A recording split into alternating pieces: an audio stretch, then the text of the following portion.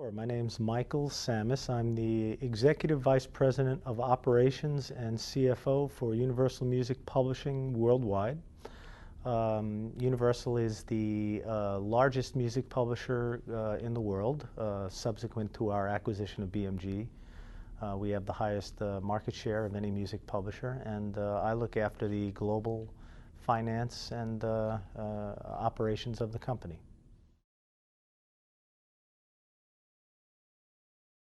Well, you know, music publishing, it's a little easier to sleep. It's not quite as volatile a business as the recorded music business. So, but it still has its share of issues, concerns, and things that need to be addressed in the marketplace today. But not quite as difficult to sleep as some people on the recorded music side, I would think.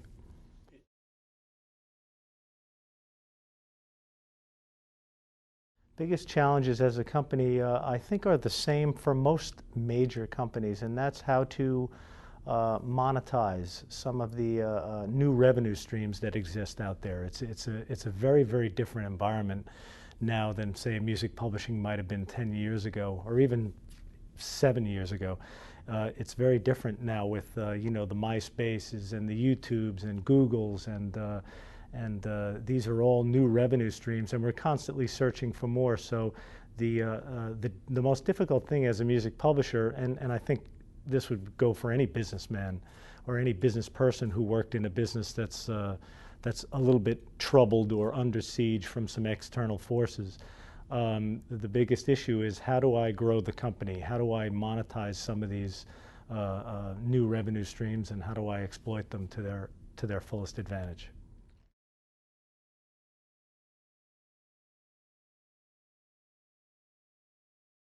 I'm sure we do this pretty similar to any person who has available funds and wants to make an investment. You know, we basically take a look at whether we're buying a catalog or looking to acquire a catalog or looking to re-sign one of our major artists. We do a discounted cash flow, which is basically take a look at the future projections of what we think that artist will bear. And in the publishing world, again, a little bit easier, because publishing, you know, by definition has a reasonably consistent cash flow, consistent and predictable cash flow, because of the varied revenue streams that are not all tied to physical product. So we'll look at all of those, and then if it's a new artist, say, like, let's say we're doing an extension with somebody like a U2, we'll make certain assumptions as to how much product we'll get going forward, how much they'll control of the product, how that product will sell globally, and what additional revenue streams that'll stimulate. And we'll look at all of this and basically do you know, kind of a 10-year view, where we look and see what our incoming cash flow could be expected to be over the next 10 years. And then the last step is, okay, well, what kind of investment can that bear? What kind of an investment can that bear, still hitting, you know, the hurdle rates that are set for us as a company?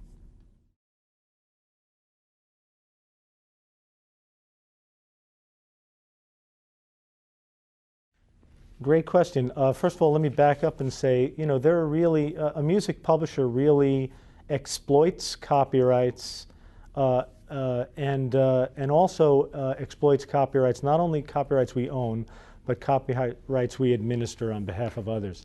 The process that a publisher does is pretty similar to attempt to monetize any rights that we get, whether it's an artist rights or a pure songwriter rights. We collect those songs, we put them into our system, and we have a system basically that has automatic feeds, if you will, to all the major societies, so that the copyrights are automatically registered.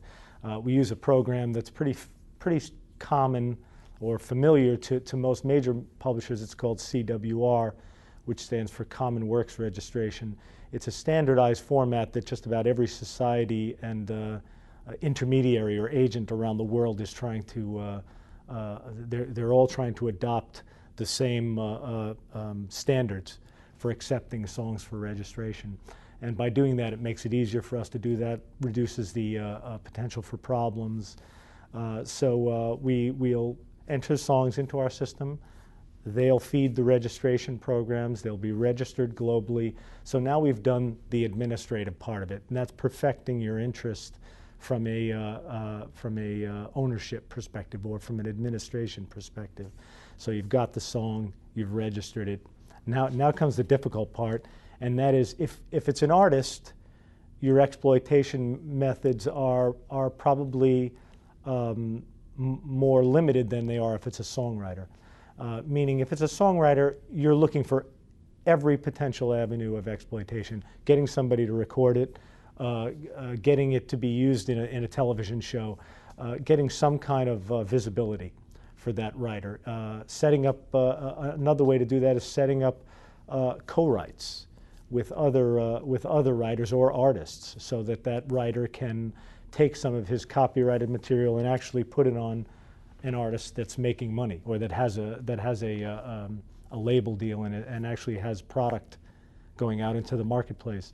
But we basically, to make a long story short, we look for all avenues of potential exploitation. Exploitation sounds like a funny word, but what you're really trying to do is take this right and monetize it. And how can you do that? And there are many avenues to do that: film, print, television, cable, video games, karaoke, anything you can do to monetize that income. And that's really the second step after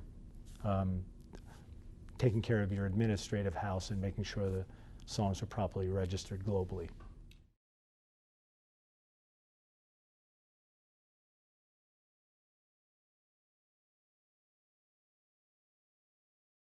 No, I don't think so. I think it's very similar, especially if you're dealing with Anglo product. I think the only limitation globally might be translation, meaning does the music that you're trying to exploit cross-border? For Anglo product, which is a very, very big part of the music industry, it's universal. I don't think there are any different methods that are used territory by territory for anybody. It may be for a particular market like France, comes to my mind, or maybe some of the territories in Southeast Asia. There may be limitations, or it may be more difficult to use international product, and some of the television stations like in France have quotas and things like that for local product. So it may, in a very limited sense, curtail your ability to exploit to the fullest advantage, but by and large, it's pretty much the same globally.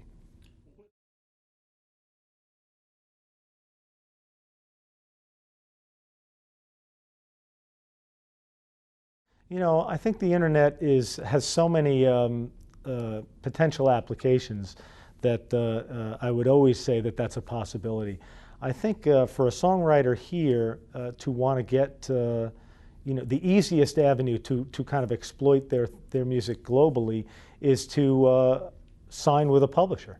Because a publisher like Universal, for example, we have offices in greater than 40 countries worldwide. And as a matter of fact, last year or the year before, we set up co-writes, or we actually have we call it a confab. It's a meeting of various offices in one location, where you have a songwriter from Nashville meeting with a songwriter from Holland, and good songwriters are good songwriters, and almost everybody globally speaks English and a lot and Spanish now. So we've set up a lot of these meeting places, if you will, to try to foster cross-border collaborations with some of our writers. Some of them have actually worked pretty well. We've also done Nashville, Latin America ones, where I think we've had a couple of our Nashville writers actually place songs on Spanish-speaking product. And in one instance, we had one of our writers in Miami, who is a writer strictly for the Latino business, actually co-write a song that was released in Nashville. So those types of opportunities would probably be facilitated if you had a vehicle to do that, and that would be a publishing arrangement.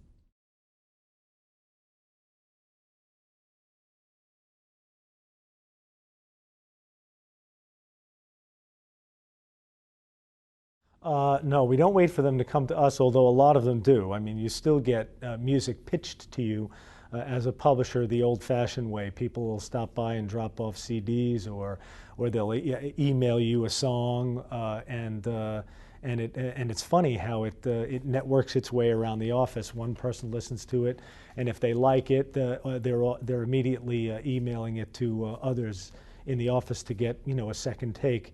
It's pretty interesting because in the old days, if you had a cassette tape or whatever, you didn't have as much possibility of that happening because somebody had to really like it to go and make another tape or make 20 tapes and hand those tapes out to to all their coworkers.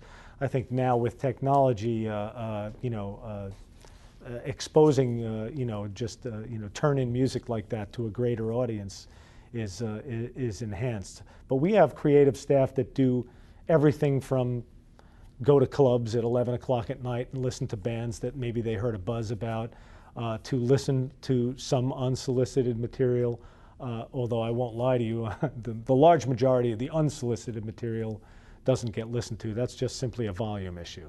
So sending a tape in to anybody, a record company or a publishing company, is really the toughest way to go. What you really have to do is create a buzz, find a sponsor, if you will, and then usually that's an easier path to exploitation. But certainly MySpace now is a place where MySpace or YouTube are places where our creative staff go to listen to things that they've heard about or heard a buzz about musically.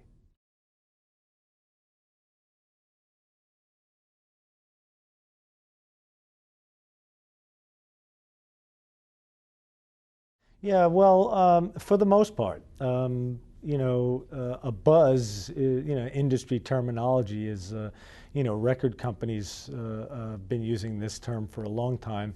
A buzz just means it's not a guy who came in the front door that nobody knows, who'd never heard of, never played in a club, never done a thing.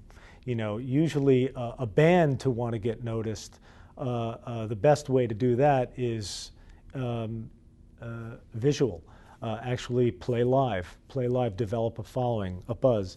Or these days what's happening is bands are creating their own video, if you will, uploading it to YouTube, and then all they need to do is send somebody a link, and that person can link to it, and for 3 minutes of their day, see it, and that can create a buzz in and of itself, just within the office. Everybody can, say, wow, did you see, this is amazing, and that's a buzz. I mean, a buzz is really just literally excitement that you can generate, other than yourself, excitement that you can generate outwardly over your music and your musical creations.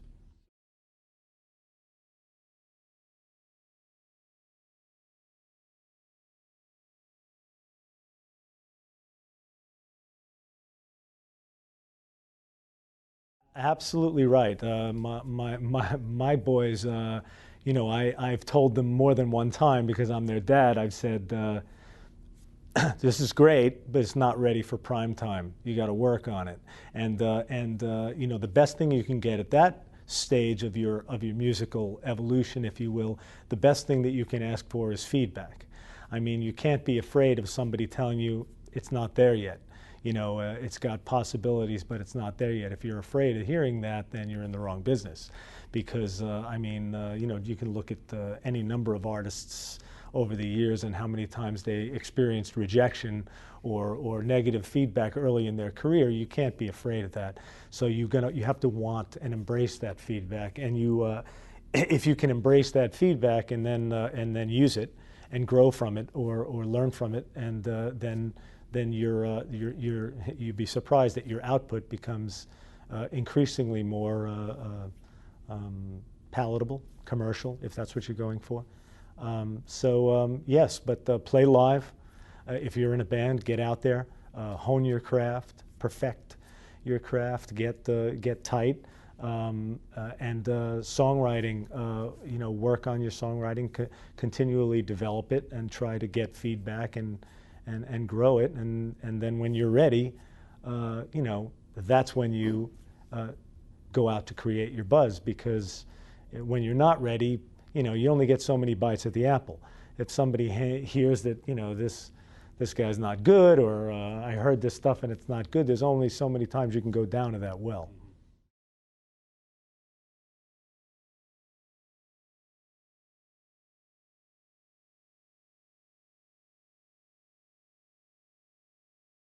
Well, you get a good lawyer.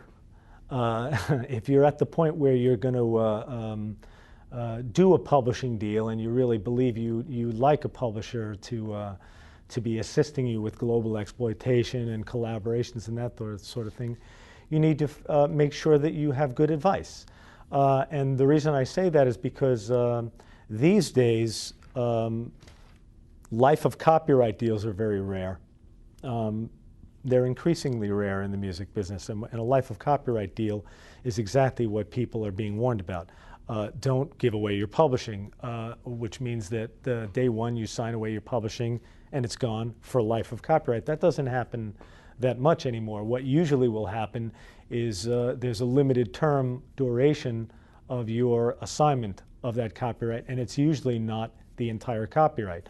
So if the entire copyright is 100%, what we do these days, or what are more common these days, are called co-publishing deals, where the ownership of the publishing is split between the writer, who retains a piece of his publishing, and the publishing company, who now has a piece of the publishing and therefore has a vested interest to spend all this time and effort for exploitation. But even in today's markets, that publisher's portion, the portion that's retained by the publisher, is not for life of copyright. There's some period of time in the future where that reverts back to the writer. So to me, this is the best of both worlds. You have to incentivize a publisher to do all these things: register, exploit, plug it into the global network, use all their contacts to get film collaborations, that sort of thing. But there should be, in today's environment, some reasonable period of time that, regardless of what happens, you can expect to own your publishing.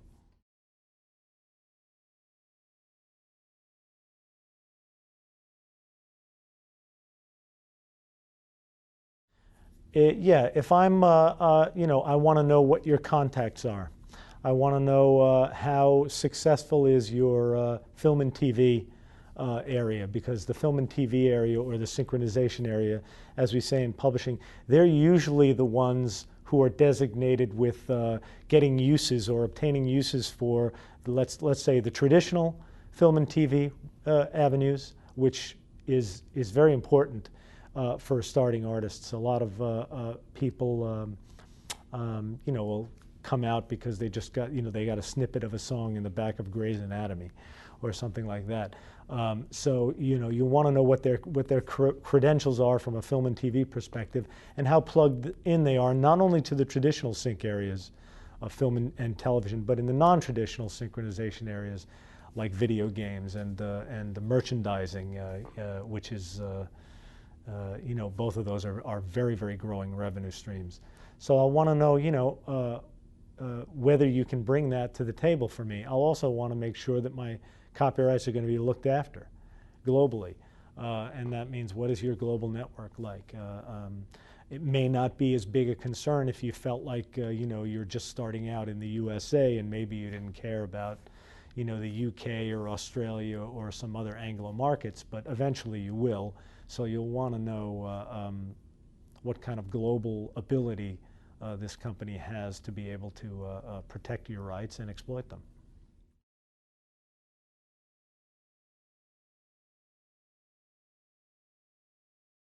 Again, we call it our synchronization, or our film and TV department. They are negotiating all day long with these type of merchandise manufacturers, if you will. And it's not just merchandise. Nowadays you have birthday cards that you open where you can actually hear a copyrighted work, or sometimes even the original master, although that's rarer.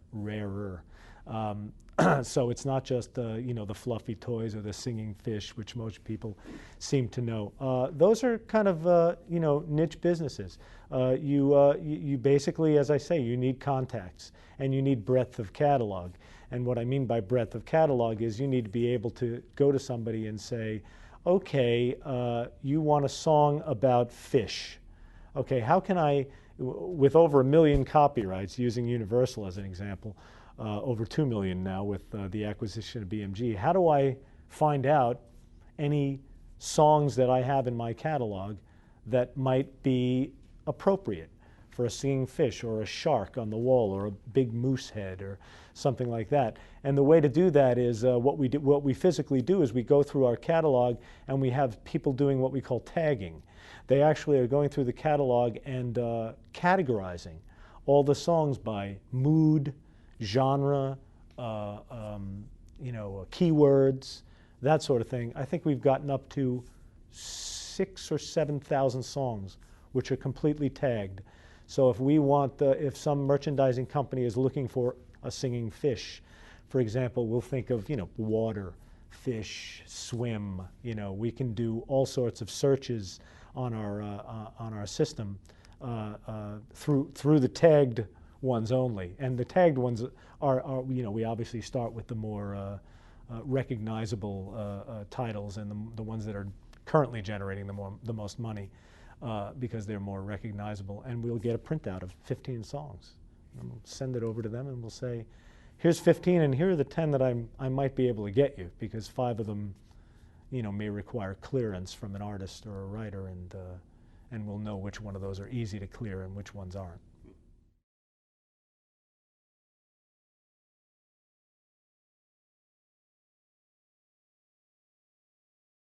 The financial tools, we have an internally developed model. It's fairly complex. We call it the IRR. It's not our terminology. It stands for internal rate of return. And it's, as I previously said, it's a fairly complex model, but what it does is basically very simple. It measures the future cash flow expected to be generated by a deal against an investment to obtain the deal, and then tells you what the internal rate of return would be given those set of assumptions. So this is a financial model that is probably generic in a sense, but has been tailored over the years by me and my staff to more closely be aligned with just music publishing. In my case, music publishing acquisitions, signings of writers, extensions or renegotiations of existing deals. So this model really works for any potential music deal we're looking into.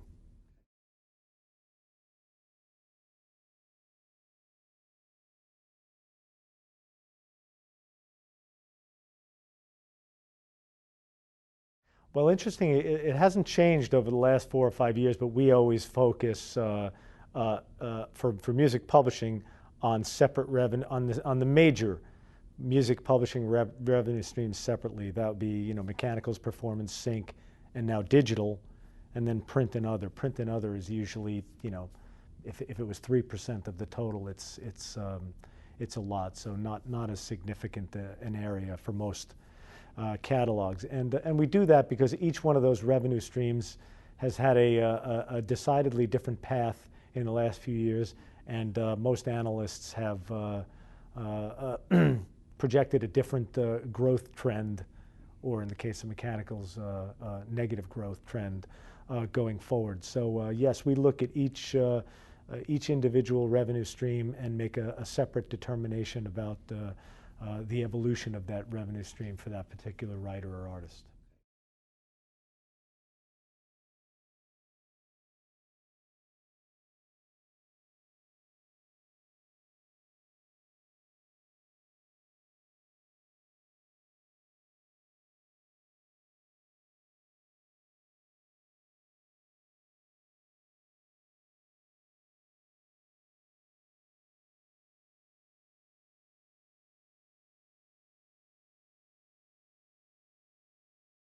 Absolutely. Whenever we evaluate any potential property, one of the things we're looking for is, um, the quality of the prior earnings. And what that means is, how good a job has been done up to this point? Have they done a good job in the areas of registration? Or are the global registrations sloppy? Sometimes, for example, I think just by re-registering the catalog globally and doing it right, that we can gain 4 or 5% income.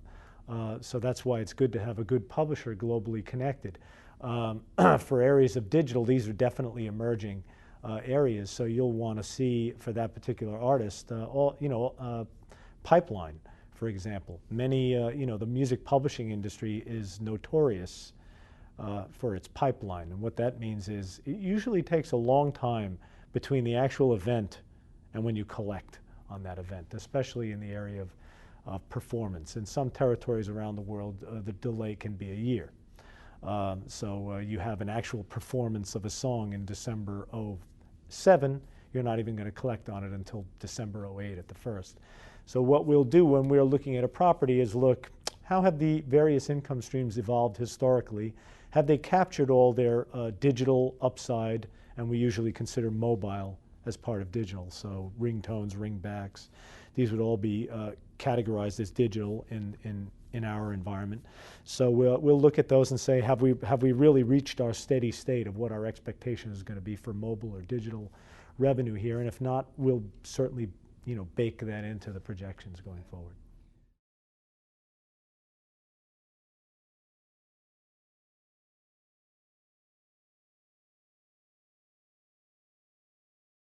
It's really both, and it works chronologically, which means that we'll take a look using, let's say, industry benchmarks.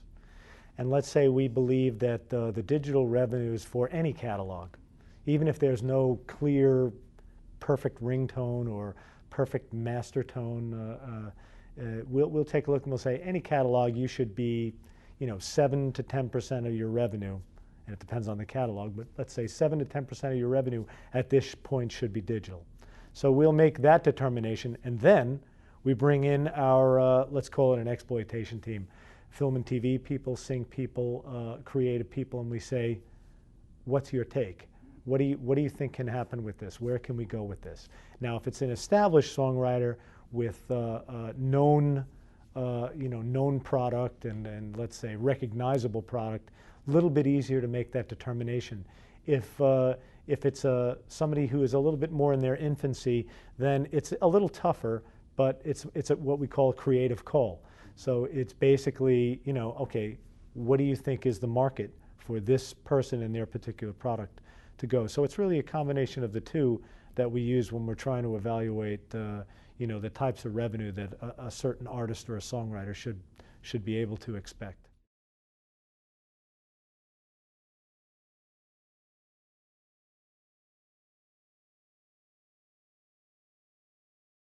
Yeah, you can't generalize like that because similar to any investment that you might make as an individual, if you go to buy a T-bill, you're going to get almost nothing, but there's no risk. If you go to buy junk bonds, they're going to promise you 20% or greater, but there's a tremendous amount of risk. So our hurdle rate really varies depending on the complexity and the makeup of the property involved. If there's a steady revenue stream and a predictable revenue stream and it's perceived to be a low risk, then we have a low hurdle, and we have flexibility with that. If it's a brand new songwriter and there's been nothing exploited yet, but it's somebody just coming in who we think has great potential, there's a higher amount of risk there. So the return that we would expect on that is greater. Same thing with artists. If an artist comes in and it's a great artist, but and they're signed, then there's risk, but it's slightly lower. If they're not yet signed to a major label or a label, then there's greater risk. So the return rate or the hurdle rate really fluctuates. It's perfectly correlated to risk, is really the answer.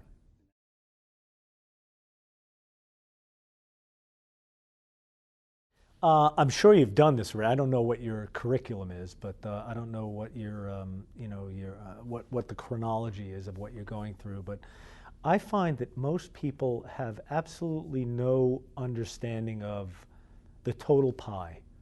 So, said simpler, you know, they they are okay to blame the music industry, and the music industry should accept its portion of the blame for what's happened. But they blame the music industry for an 1898 retail price. They have no idea where that comes from or who gets what. I mean, from $1 or from penny one to 1898, how that gets cut up and why. I mean, to me, that is the biggest revelation when I go to people and they say, "Oh, no wonder nobody buys CDs anymore. It's 1898."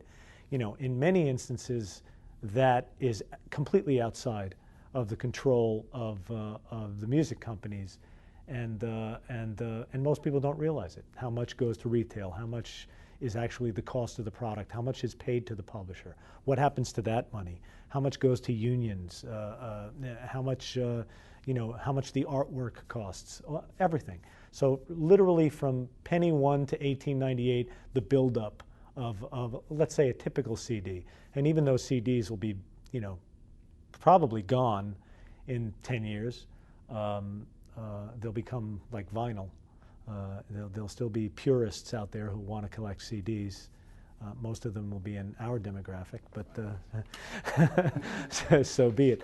But I think people have difficulty grasping that. That's one thing. And the other thing, if I can expand on that, the other thing that I remember once I walked up to an artist at a Grammy party, and the artist shall remain nameless, but they were essentially a baby band that had just hit big, and I looked at the guy this is the lead singer of the band, and we said to him, "How you doing?" And he goes, "Oh, I'm great. I'm having a great time." And I looked at him and I went, "Save your money." So the next thing that I would go to, a lot of the people and the students in your class are probably all musicians, or want to be musicians, or have aspirations to be musicians. A lot of them should have some interesting war stories, let's say, about how quickly it can come and how quickly it can go. It's not like having a regular job where you make $40,000 a year, and every day you can expect on that that type of revenue stream. The peaks and valleys are enormous, and there are many famous cases of people who did not manage their money well, did not look after their own personal finances, and maybe some war stories would be good to tell people how to how the ebbs and flows of the music industry work, and how that will definitely affect lifestyle.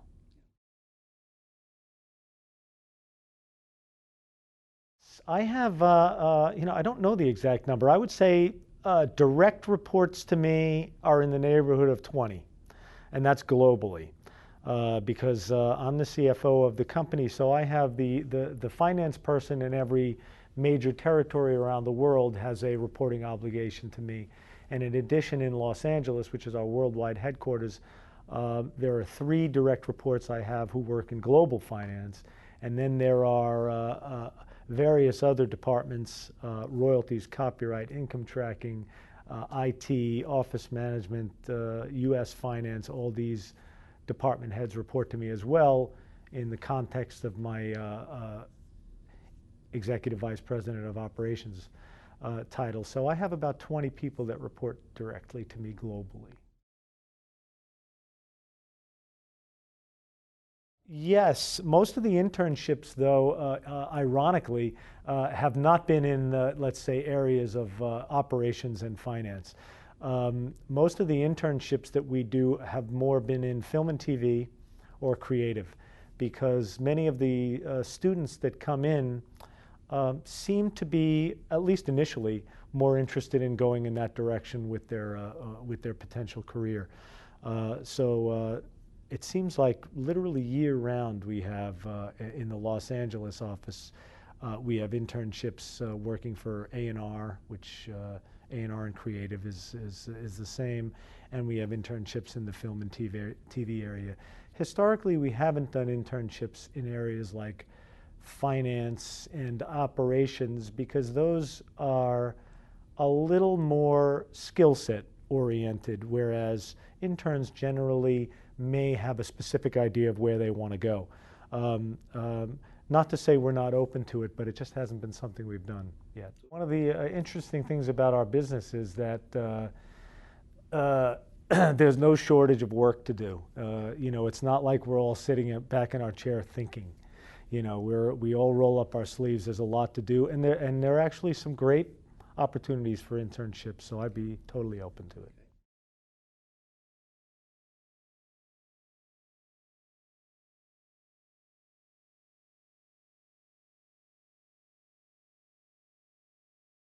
So I guess there's good news and bad news with that answer. I work, you know, predominantly in finance, and it's a labor-intensive part of the business. It's very deadline-driven, finance, and I love it. I've never wanted to do anything else, and I never wanted to do it anywhere else but the music industry. But it is very deadline-driven and very intense at times. So funny you should say, are there positions in my department? Literally, there's been a fair amount of turnover in the last 2 years because we've been very acquisition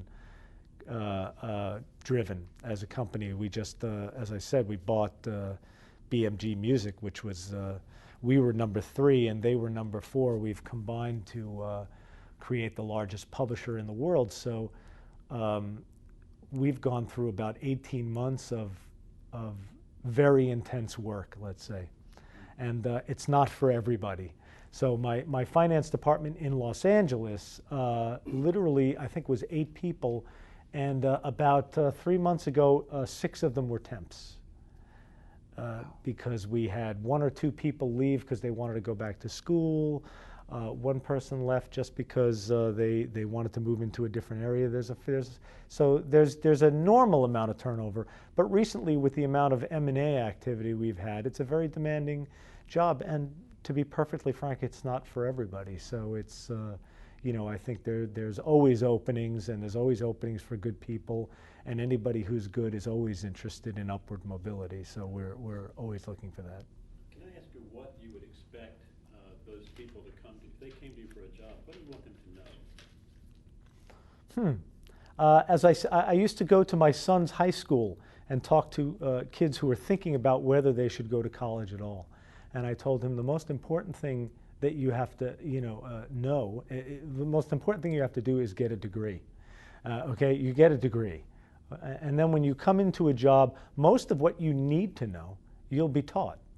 Okay, so what you have to have is you have to have the degree. You have to have the basics that any kind of an undergraduate degree, and certainly in a music curriculum like yours, would give. That would give you the foundation that anybody would need. Nobody sticks anybody in a chair and goes, okay, this is your job now, let me know if you have any questions. That's not the way it works. You know, so you're looking for smart people who have the foundation, and the degree often provides that. And that is a general, basic, well-rounded understanding of the industry you're in, and that's it. What you're specifically going to be doing, nobody expects you to know that when you come in. You'll be taught that. And you know, if somebody says to you, oh, well, this is publishing and that's recorded music, they'd expect you to know that. You know, it's just a basic differential. So as long as you have the foundation and you know, then you're prepared to go.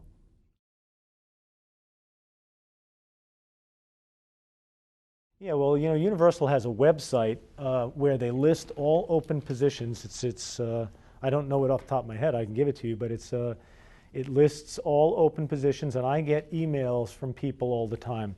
I actually went to, you know, I graduated from UCLA with my MBA, and I get a lot of MBA students sending me emails, people I don't know, just because I'm in the alumni association, and I get emails from them saying, I'm a UCLA MBA grad, and I see there's this open position, anything you can do to help. And what I'll usually do is take a look at the resume, send it to HR with my recommendation, and tell them, you know, listen, we should at least get this person in for an interview. So what they would do is probably keep an eye out for open positions, because they're all posted, and or you know, anyone you know, get them a resume and ask them to forward it to HR, and that would include me. I do that all the time. I view talent finding as something that's part of my job as well.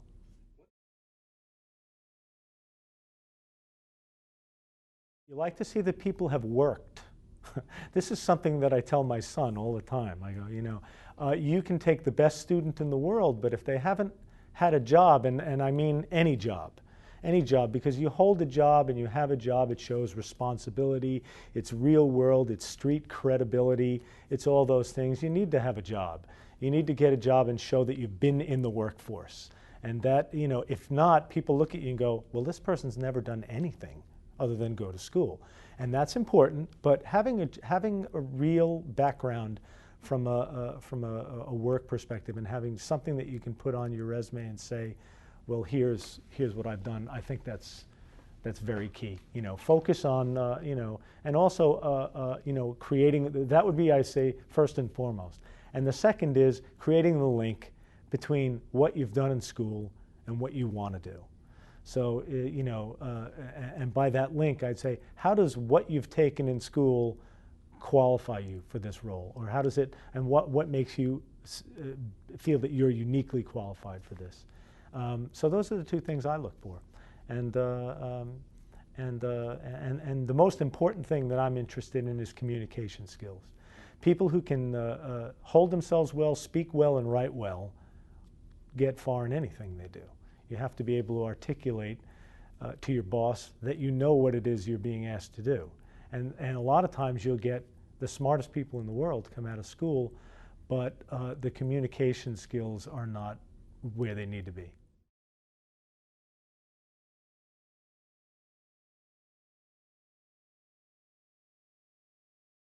Yeah, well, I'm, you know, everybody, as an interviewee, you need to know that the most important trait that you have is flexibility.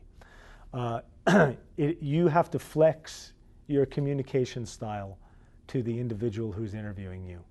If you have somebody who's very serious, formal, then you need to react in an appropriate way to that. If you have somebody who is a little more, let's say, outgoing or informal, then you can relax or flex your communication style accordingly. What I look for more, if I may pat myself on the back, my strongest trait, I believe, is in finding good people. I've been very lucky in my life, in my entire career. I think I've hired some of the best people in the world, and they all still work for me. My main thing is I hire people that I like to work with. That's what I hire. I hire somebody where I look at them and I go, I could work with this person. You know, and because, you know, meaning no disrespect to any other traits, there's a lot of people who have good grades, you know, and there's a lot of people who, you know, interview well, but can I work with this person? Is this somebody I could see coming in and working with day to day? And if they are, then I'll teach them whatever I know, and I'll give them whatever I have to offer and help them grow as an individual. But if I see or feel that it's not a fit from a personality perspective, then I'd be probably less inclined to go forward.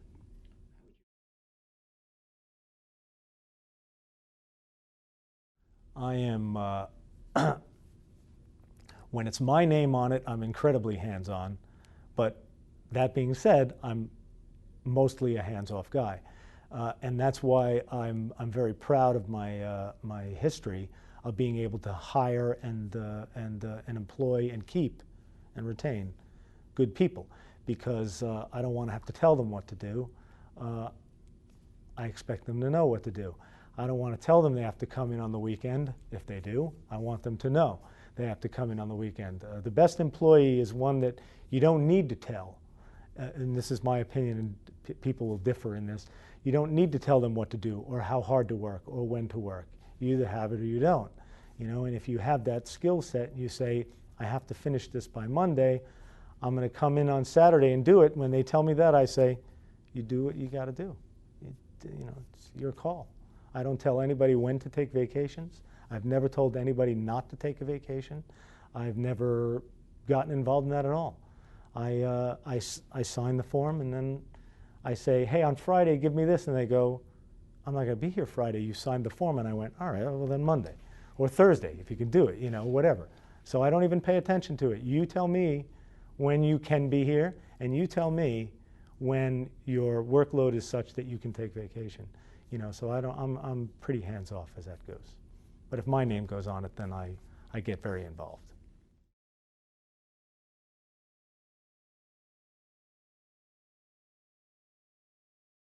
There are many different types of careers in the music industry. So further to my comment earlier where I said a lot of people come in and they have kind of like a notion of what the music industry is about. My advice would be to be open-minded. I mean, it's a business, and as a business, there are many aspects of it that are similar to any other business. You have a legal department and a business affairs department, so the music industry needs lawyers. You have a finance department, so the music industry needs accountants.